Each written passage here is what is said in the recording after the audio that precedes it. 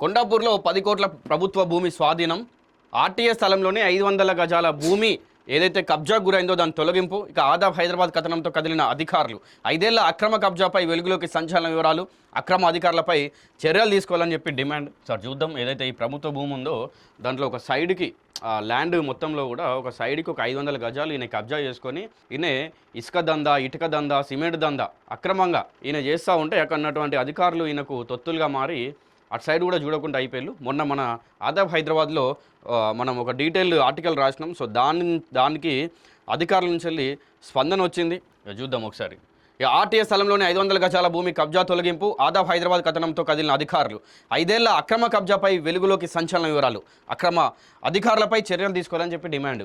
5 ఏళ్ల నుంచినే ఈ కబ్జా పాల్పడిండు. ఆ కబ్జా ఏదైతే ఉందో అది దాని దగ్గరికి ఎవరన్నా పోయినా కూడా వాళ్ళకి ఎంతో కొంత మామూలు ఇచ్చా ఏదో ఒకటి చేసి ఇట్లా అయినే బహిరంగంగా అది ఏడనో మరి ఊరవతల అట్లేం లేదు.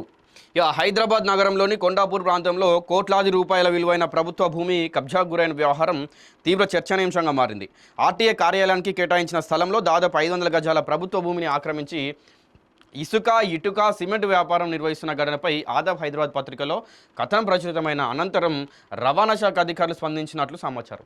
ఇక అయితే లాస్ట్ టైం మనం రాసినటువంటిది ఆర్టికల్ ఇది. కొండాపూర్లో కోట్ల ప్రభుత్వ భూమి కబ్జా మిస్సింగ్ మిస్టరీని చోద్యం చూస్తున్న ఆర్టీఏ అధికారులు అని చెప్పి ఇట్లా రాసినాం. ఆయన ఎక్కడ చేసిండు, ఏ ఏరియాలో ఉంది, అది ఎంత కబ్జా చేసిండు అని చెప్పి ఒక డీటెయిల్ ఆర్టికల్ రాసినాం. కళ్ళ ముందే దాదాపు 500 గజాల్లో వ్యాపారం నడిపిస్తూ ఉన్నాడు, ఏదైతే ఇసుక, ఇటుక, సిమెంట్ దందా.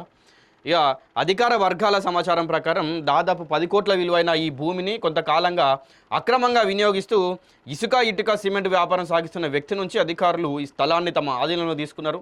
గత 2 రోజులుగా కబ్జా చేసిన ప్రదేశానికి ఏర్పాటు చేసిన గేట్లకు తాళాలు వేసి ఉండడం స్థానికంగా చర్చకు దారితీస్తుంది. ఇంకా 5 ఏళ్లకు పైగా ప్రభుత్వ భూమిని యథేచ్ఛగా వినియోగించిన వ్యక్తులపై ఇప్పటి వరకు ఎలాంటి చట్టపరమైన చర్యలు తీసుకున్నారనే అంశంపై స్పష్టత లేకపోవడం పలు అనుమానాలకు దారితీస్తుంది. ఇంకా అంతేకాకుండా ఈ ఆక్రమణ వెనుక అధికారుల సహకారం ఉందా, సంబంధిత శాఖ నిర్లక్ష్యమేనా అనే ప్రశ్నలు ఇప్పుడు దీన్ని గట్టిగా వినిపిస్తూ ఉన్నాయి. ఇంకా ప్రభుత్వ భూమిపై భారీ ఎత్తున ఈ వ్యాపార కార్యకలాపాలు సాగుతున్నప్పటికీ ఇన్నాళ్ళు సంబంధిత శాఖలు ఎలా మౌనంగా ఉన్నారనేది కూడా అర్థం కాకుండా పోయింది. ఇంకా ఈ స్థానిక ప్రజలు తీవ్ర ఆగ్రహం వ్యక్తం చేస్తూ ఉన్నారు. కేవలం స్థలం స్వాధీనం చేసుకోవడం ద్వారా బాధ్యత ముగిసిపోదని ఆక్రమణకు పాల్పడిన వ్యక్తులతో పాటు సహకరించిన ఈ ఎవరైతే ఆక్రమణకు గురి చేశారో, కబ్జా చేశారో ఆ ప్రభుత్వ భూమిని, సో వాళ్ళని కాకుండా ఆయనకు ఎవరైతే సహకరించారో అధికారులు వాళ్ళపైన కూడా కఠినమైన చర్యలు తీసుకోవాలని అక్కడ ఉన్నటువంటి ప్రజలు డిమాండ్ చేస్తూ ఉన్నారు. ఇక ఇప్పటికైనా ఉన్నతాధికారులు రంగంలోకి దిగి కొండాపూర్ పరిసర ప్రాంతాల్లోని ఇతర ప్రభుత్వ భూములు ఆక్రమణలపై సమగ్ర సర్వే నిర్వహించాలని, ప్రభుత్వ ఆస్తులను కాపాడేందుకు ఈ ప్రత్యేక చర్యలు చేపట్టాలని స్థానికులు కోరుతున్నారు.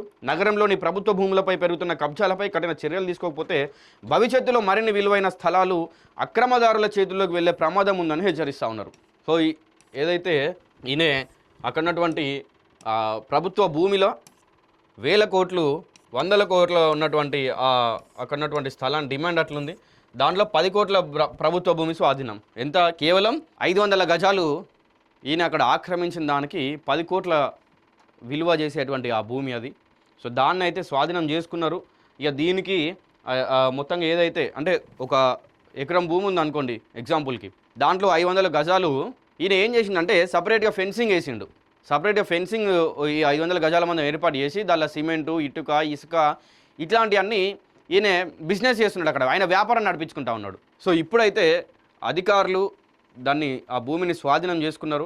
కాకపోతే ఈ 5 ఏళ్ల నుండి ఈయన ఎంత ధైర్యంగా, ఎంత యథేచ్ఛగా ఆయన కబ్జా చేసిండు. సరే, మరి ఈయనకు ఎవరెవరైతే అధికారులు సహకరించిల్లో ఇట్లా వీళ్ళందరిపైన కూడా ఖచ్చితంగా చర్యలు తీసుకోవాలి.